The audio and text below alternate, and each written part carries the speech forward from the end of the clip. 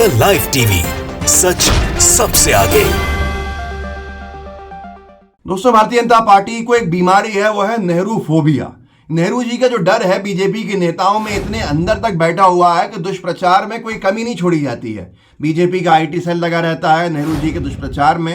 हम शायद पहले देश में ऐसे लोगों को देखते हैं जहां पर अपने ही पहले प्रधानमंत्री का दुष्प्रचार किया जाए। वो एक पॉलिटिकल पार्टी के नेता हैं, कार्यकर्ता हैं, बीजेपी के। लेकिन अब तो सारी हदें पार कर दी। इससे पहले मोदी जी के मुंह से भी कई बार सुना है कि नेहरू जी जिम्मेदार हैं या नेहरू जी की नीतियां जिम्मेदार हैं। अपनी नाकामियों को छिपाने के लिए बीजेपी के नेताओं के मुंह से ये बयान और ये नाम जरूर सुनने में आता है। लेकिन अब हद इसलिए कर दी कि देश के सदन में, संसद भवन में, और संसद भवन में बीजेपी के सांसद ने नेहरू जी पे जो आरोप लगाया है आज के हालातों के लिए, वो शायद सारी हदें पार करने वाला है। क्योंकि बीजेपी के एक सांसद ने मणिपुर की हिंसा का दोषी नेहरू जी को सदन के अंदर बता दिया। वो सदन जिसके एक एक शब्द को रिकॉर्ड पे लिया जाता है, उसमें बीजेपी के सांसद जी कह रहे हैं कि मणिपुर के हालात के लिए नेहरू जी जिम्मेदार हैं। लोगों ने सोशल मीडिया पे लिखा कि हम बहुत दिनों से इंतजार कर रहे थे कि किसी भी ज्ञानी भाजपाई ने अभी तक नेहरू जी को लाके नहीं कटघरे में खड़ा किया है मणिपुर में। क्योंकि साहब जहां जहां फेल होते हैं, जहां जहां उनकी सरकार नाकाम होती है, वहां वहां सहारा नेहरू जी का ही हो जाता है। बोलता हिंदुस्तान ने लिखा है कि मणिपुर की इस हालत के लिए पहले पीएम नेहरू जिम्मेदार हैं, बीजेपी सांसद। भाजपा के सांसद का ये बयान एबीपी ने भी छापा है। लिखा है, जवाहरलाल नेहरू की वजह से बिगड़े हैं मणिपुर के हालात, बीजेपी सांसद। अब इस बारे में जनता क्या कहती है, इसका अंदाज़ा शायद बीजेपी को नहीं होगा। नहीं तो ऐसे जो नेता और कार्यकर्ता हैं जो एक हवा में दुष्प्रचार की जीत गए, जो शायद पार्षद और लोक विधानसभा भी नहीं जीत सकते थे, वो देश के सदन में बैठे हैं, संसद में, देश के पहले प्रधानमंत्री के बारे में अपशब्द कहने के लिए, देश के पहले प्रधानमंत्री को लेकर दुष्प्रचार करने के लिए, और अपनी हर नाकामी का इल्ज़ाम देश के पहले प्रधानमंत्री पर लगाने के लिए। ये बीजेपी के सांसद जी जो हैं, इनका नाम जगन्नाथ सरकार है। एबीपी न्यूज़ ने लिखा है ट्वीट में अपने, संसद में मणिपुर हिंसा को लेकर लगातार हंगामा जारी है। अब बीजेपी सांसद जगन्नाथ सरकार ने मणिपुर हिंसा का ठीकरा पूर्व प्रधानमंत्री जवाहरलाल नेहरू पर फोड़ दिया है। आप सोचिए कि इतना सामान्य हो गया है कि लोगों को इससे कोई अब नया लगता भी नहीं है कि हाँ ये तो बीजेपी कहेगी। 2 महीने हो गए हैं मणिपुर जल रहा है। मणिपुर की हिंसा रोकने में वहाँ की राज्य सरकार नाकाम है। आरोप ये भी लगते हैं कि नरेंद्र मोदी जी के पास कर्नाटक जाने का चुनाव प्रचार के लिए समय था। अब मोदी जी के पास हिंदी पट्टी के राजस्थान, छत्तीसगढ़, मध्य प्रदेश जाने का निरंतर समय है। लेकिन 2 महीने हो गए मोदी जी मणिपुर नहीं पहुंचे हैं। और राहुल गांधी जी जब मणिपुर पहुंचे तो उनको भी रोक दिया गया। अमित शाह जी 1.5 महीने पहले मणिपुर गए थे और उसके बाद वहाँ के लोगों का आरोप है कि हालात सामान्य हुए ही नहीं हैं।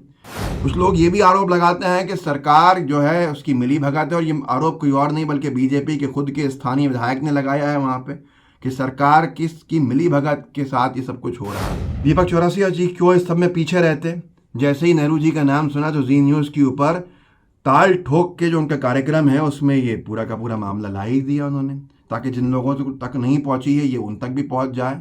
और बीजेपी के प्रवक्ता और ख़ुद जो लोग वहाँ मौजूद हैं वो इस आवाज़ को आवाज़ देकर आगे तक पहुँचा दें और इसमें पर लगा दें। जी न्यूज़ ने लिखा है, मणिपुर भी नेहरू की भूल, सवालिया निशान है। देखिए ताल ठोक के 4:55 पर जी न्यूज़ पर दीपक चौरसिया के साथ। तो आप सोचिए कि किस तरह से अपेक्षा करें कि सरकार में जो लोग बैठे हैं वो कहीं ना कहीं संजीदा, गंभीर होंगे मणिपुर को लेकर, जब उनको आरोप कांग्रेस पे और अब नेहरू जी पर लगाना है।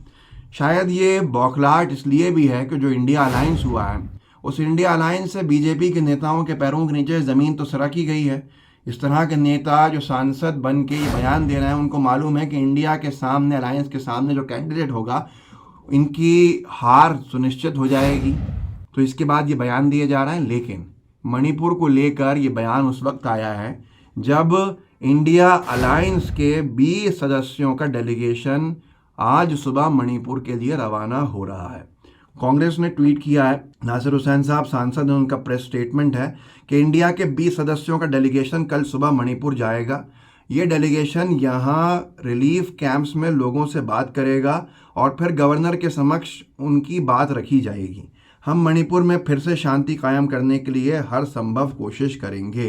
जब से ये डेलीगेशन जाने की बात आई है, बीजेपी के नेताओं की चिंता बढ़ना बड़ा स्वाभाविक है, क्योंकि शायद ये पहला मौका है जहाँ पे इंडिया अलायंस का एक डेलीगेशन बन के एक पूरे के पूरे जो हिंसाग्रस्त क्षेत्र है उसमें जाने का काम कर रहा है। तो ये धरातल पे साकार होते हुए इंडिया अलायंस के नाम को शायद देख के बीजेपी के नेताओं की चिंता बढ़ गई है, इसलिए अब नेहरू जी पे आरोप लगाना शुरू कर दिया। ये डेलीगेशन के मेंबर्स की लिस्ट है, आप पॉज करके इसको देख सकते हैं, पढ़ सकते हैं, जो कि 20 के 20 नाम नहीं पढ़ पाऊंगा, लेकिन इसमें सारी पार्टीज़ के हैं। कांग्रेस के 2 हैं, जेडीयू के 1 सदस्य हैं, टीएमसी के 1 सदस्य हैं, डीएमके के 1 सदस्य हैं, सीपीआई के 1, सीपीआईएम के 1, आरजेडी के 1, जेएमएम के 1 सदस्य, समाजवादी पार्टी के 1 सदस्य, एनसीपी के 1 सदस्य, जेडीयू के 1 सदस्य हैं, आईयूएमएल के, इंडियन यूनियन मुस्लिम लीग के 1 हैं, आरएसपी के 1 हैं, आम आदमी पार्टी के 1 हैं, शिवसेना के 1 हैं, वीसीके के 1 हैं, वीसीके के 2 हैं, आरएलडी के 1 हैं, खुद जयंत सिंह जी जा रहे हैं इसमें, और इंडियन नेशनल कांग्रेस के 1 और हैं, फूलो देवी नेटाम। तो ये 3 हो जाते हैं। तो ये साफ तौर के ऊपर आप देख सकते हैं ज़्यादातर जो फोकस किया गया है वो नॉर्थ ईस्टर्न लीडर्स के ऊपर किया गया है कि वो ज़्यादा स्थिति को समझते हैं मणिपुर की।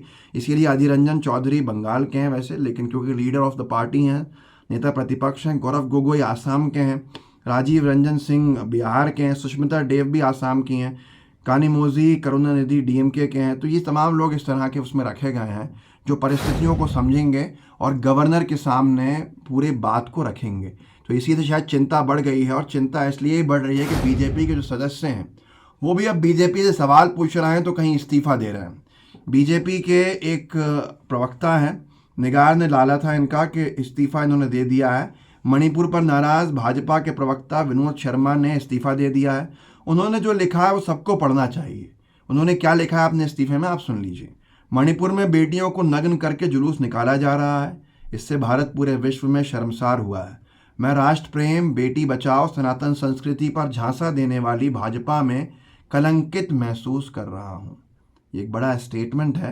अगर किसी और राजनीतिक दल ने दिया होता तो शायद देश भर में हंगामा चल रहा होता और गोदी मीडिया कोई कसर नहीं छोड़ती इस पर चर्चा करने की। पर स्टेटमेंट बीजेपी के प्रवक्ता का है इस्तीफे के साथ, तो ये चिंता का विषय नहीं है उस गोदी मीडिया के लिए जिसके लिए छोटे से छोटा विषय बहुत बड़ा होता है। लिहाजा इस वीडियो को आगे बढ़ाइएगा और बताइएगा कैसे अब बीजेपी के नेता संसद में नेहरू जी को बना रहे हैं आरोपी मणिपुर हिंसा का, जहां पर सवाल जब मोदी जी से होने लगे तो कहीं ना कहीं नेहरू जी को खींच के लाने की आदत बीजेपी के जो नेताओं की बन गई है। अब जनता भी इसको समझती है। इस वीडियो को आगे ज़रूर बढ़ाइएगा, लाइव टीवी को सब्सक्राइब भी कीजिएगा। जय हिंद, जय भारत। द लाइव टीवी, सच सबसे आगे।